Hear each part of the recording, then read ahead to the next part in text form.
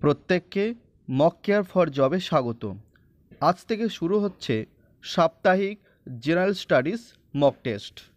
আজকে পর্ব 1।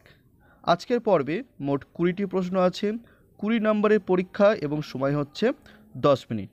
পর্বটি শুরু করার আগে একটি কথা অবশ্যই বলে রাখা প্রয়োজন, এই মক টেস্টগুলিতে যেসব প্রশ্ন তোমরা দেখতে পাচ্ছ বা দেখতে পাবে সেগুলি বিভিন্ন চাকরি পরীক্ষাতে একাধিকবার এসেছে, তাই একটু স্কিপ না করে শেষ পর্যন্ত অবশ্যই প্রতিটি প্রশ্ন মনোযোগ সহকারে দেখবে এবং শেষে কমেন্ট করে জানাবে যে তোমাদের স্কোর কত হচ্ছে।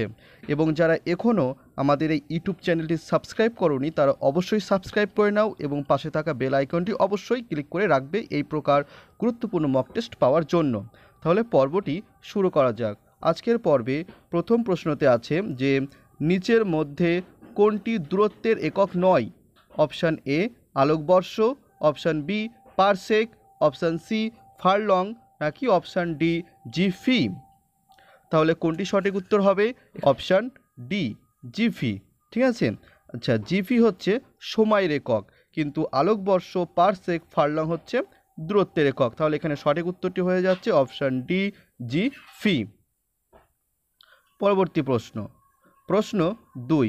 স্যার সিভি রমন নোবেল পুরস্কার পেয়েছিলেন বিকিরণের কোন ঘটনার জন্য?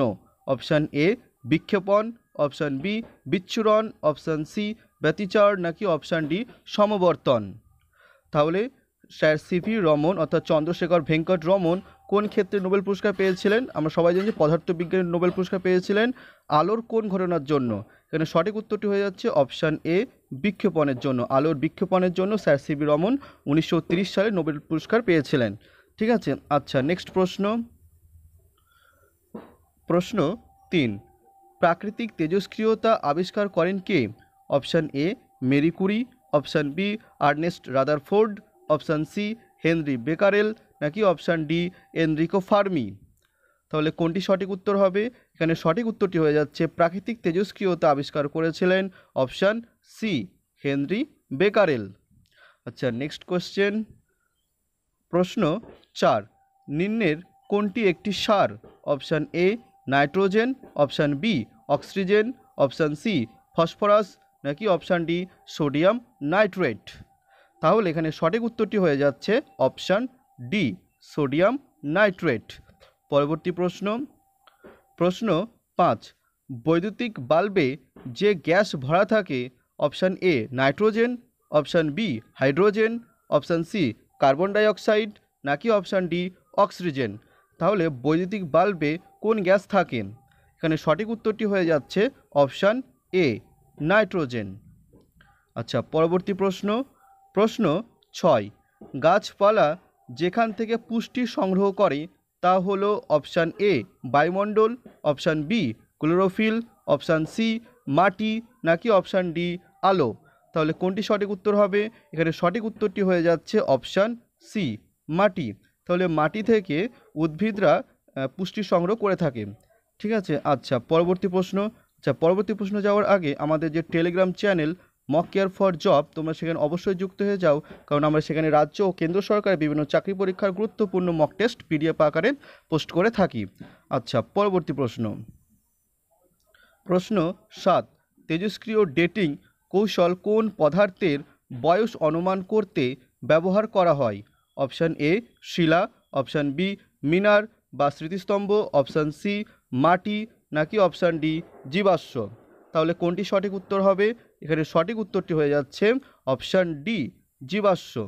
ঠিক আছে, আচ্ছা, পরবর্তী প্রশ্ন, প্রশ্ন 8। জীবাশ্ম দাহ করলে কোন গ্রিনহাউস গ্যাস নির্গত হয়?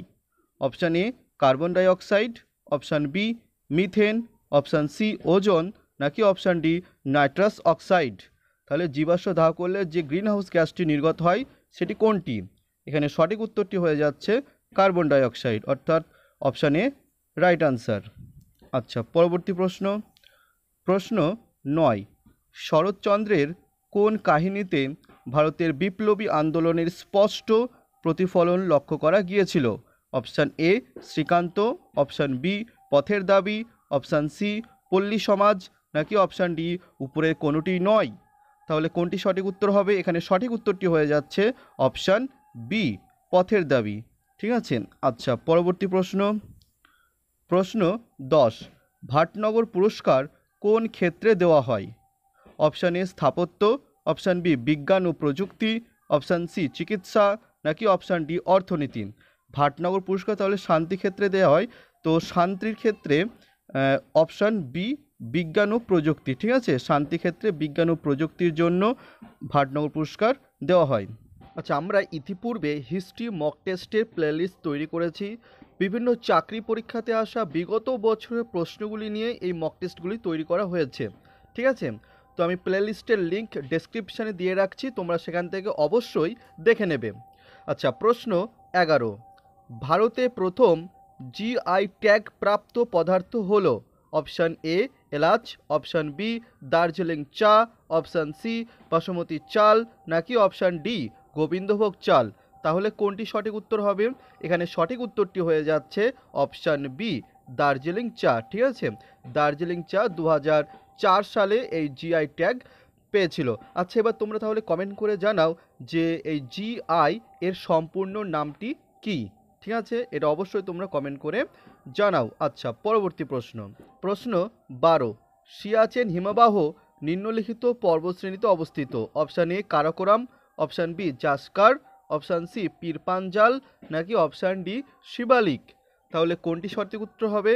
সিয়াচেন হিমবাহ কোন পর্বতশ্রেণীতে অবস্থিত? এখানে সঠিক উত্তরটি হয়ে যাচ্ছে অপশান এ কারাকোরাম পর্বতশ্রেণীতে। ঠিক আছে।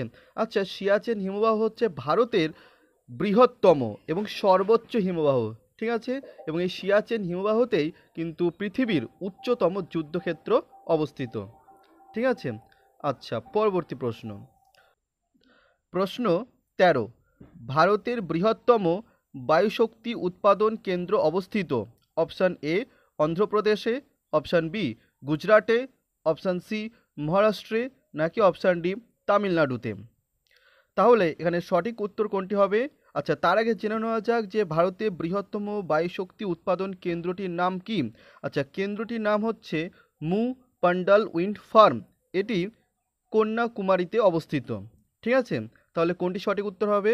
অবশ্যই সঠিক উত্তরটি হয়ে যাচ্ছে তামিলনাড়ুতে, অপশান ডি রাইট আনসার। ঠিক আছে। আচ্ছা, পরবর্তী প্রশ্ন।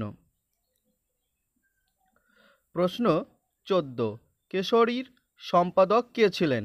Option A Lajpat Rai, option B Balgangadhar Tilak, option C Gopal Krishna Gokhale, নাকি অপশান ডি দাদাভাই নওরোজি। তাহলে কোনটি সঠিক উত্তর হবে? এখানে সঠিক উত্তরটি হয়ে যাচ্ছে অপশান বি বালগঙ্গাধর তিলক। আচ্ছা, এই কেশরী পত্রিকাটি এটি মারাঠি ভাষায় সম্পাদনা করতেন বালগঙ্গাধর তিলক। ঠিক আছে। আচ্ছা, বালগঙ্গাধর তিলক আরও একটি পত্রিকা যেটি ইংরেজি ভাষায় সম্পাদনা করতেন, সেই পত্রিকাটার নামটি কি?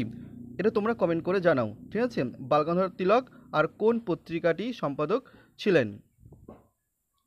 প্রশ্ন 15, ভারতে টাকার নোট ছাপানোর দায়িত্ব আছে? অপশান এ অর্থমন্ত্রকের, অপশান বি প্রধানমন্ত্রী অফিসের, অপশান সি রিজার্ভ ব্যাংকের, নাকি অপশান ডি স্টেট ব্যাংকের। তাহলে কোনটি সঠিক উত্তর হবে? এখানে সঠিক উত্তরটি হয়ে যাচ্ছে অপশান সি রিজার্ভ ব্যাংকের। ঠিক আছে। আচ্ছা, রিজার্ভ ব্যাংক অফ ইন্ডিয়া প্রতিষ্ঠিত হয়েছিল 1935 সালের 1 এপ্রিল। প্রশ্ন 16, হাইকোর্টের প্রধান বিচারপতি নিযুক্ত হন? অপশান এ প্রধানমন্ত্রীর দ্বারা, অপশান বি রাষ্ট্রপতির দ্বারা, অপশান সি সুপ্রিম কোর্টের প্রধান বিচারপতির দ্বারা, নাকি অপশান ডি ক্যাবিনেটের দ্বারা। তাহলে কোনটি সঠিক উত্তর হবে? এখানে সঠিক উত্তরটি হয়ে যাচ্ছে অপশান বি রাষ্ট্রপতির দ্বারা। ঠিক আছে। আচ্ছা, পরবর্তী প্রশ্ন। প্রশ্ন 17, নির্বাচন কমিশন গঠন করেন? অপশান এ উপরাষ্ট্রপতি, অপশান বি প্রধানমন্ত্রী, অপশান সি রাষ্ট্রপতি, নাকি অপশান ডি ভারতের প্রধান বিচারপতি। তাহলে কোনটি সঠিক উত্তর হবে? এখানে সঠিক উত্তরটি হয়ে যাচ্ছে অপশান সি রাষ্ট্রপতি। ঠিক আছে। আচ্ছা, পরবর্তী প্রশ্ন। প্রশ্ন 18, সুন্দরবনকে রামসার ক্ষেত্র হিসাবে ঘোষণা করা হয়? অপশান এ 1987 খ্রিস্টাব্দে, অপশান বি 1972 খ্রিস্টাব্দে, অপশান সি 2018 খ্রিস্টাব্দে, নাকি অপশান ডি 2019 খ্রিস্টাব্দে। তাহলে কোনটি সঠিক উত্তর হবে? এখানে সঠিক উত্তরটি হয়ে যাচ্ছে অবশ্যই অপশান ডি 2019 খ্রিস্টাব্দে। ঠিক আছে। প্রশ্ন 19, ভারতের কটি রাজ্যের সীমানা পশ্চিমবঙ্গকে স্পর্শ করেছে? অপশান এ 4টি, অপশান বি 6টি, অপশান সি 5টি, নাকি অপশান ডি 3টি? তাহলে কোনটি সঠিক উত্তর হবে? এখানে সঠিক উত্তরটি হয়ে যাচ্ছে অপশান সি 5টি। ঠিক আছে। এই 5টি রাজ্য কি কি তাহলে? উড়িষ্যা, ঝাড়খণ্ড, বিহার, সিকিম এবং আসাম। এই 5টি রাজ্য পশ্চিমবঙ্গকে স্পর্শ করেছে। ঠিক আছে। প্রশ্ন 20, মোট জনসংখ্যার নিরিখে ভারতে 2011 সালের সেন্সাস অনুযায়ী পশ্চিমবঙ্গের স্থান হলো অপশান এ 10ম, অপশান বি 4র্থ, অপশান সি 2য়, নাকি অপশান ডি 5ম? তাহলে জনসংখ্যার নিরিখে পশ্চিমবঙ্গের স্থান কত ছিল 2011 সালের সেন্সাস অনুযায়ী? সঠিক উত্তরটি হয়ে যাচ্ছে অপশান বি 4র্থ। ঠিক আছে। তাহলে আজকের মক টেস্টটি এখানেই শেষ হচ্ছে। আজকের মক টেস্টে তোমাদের স্কোর কত হচ্ছে তা অবশ্যই কমেন্ট করে জানাও, এবং পর্বটি হেল্পফুল মনে হলে অবশ্যই লাইক ও প্রচুর পরিমাণে শেয়ার করতে একেবারেই ভুলবে না। চ্যানেলে নতুন হলে অবশ্যই চ্যানেলটি সাবস্ক্রাইব করে নাও এবং পাশে থাকা বেল আইকনটি অবশ্যই ক্লিক করে রাখো এই প্রকার আরও গুরুত্বপূর্ণ মক টেস্ট পাওয়ার জন্য। আর আমি হিস্ট্রি মক টেস্টের প্লেলিস্টের লিঙ্ক ডেসক্রিপশনে দিয়ে রাখছি, তোমরা সেখান থেকে অবশ্যই হিস্ট্রি মক টেস্টগুলিও দিতে পারবে। তো দেখা হচ্ছে তাহলে নেক্সট পর্বে।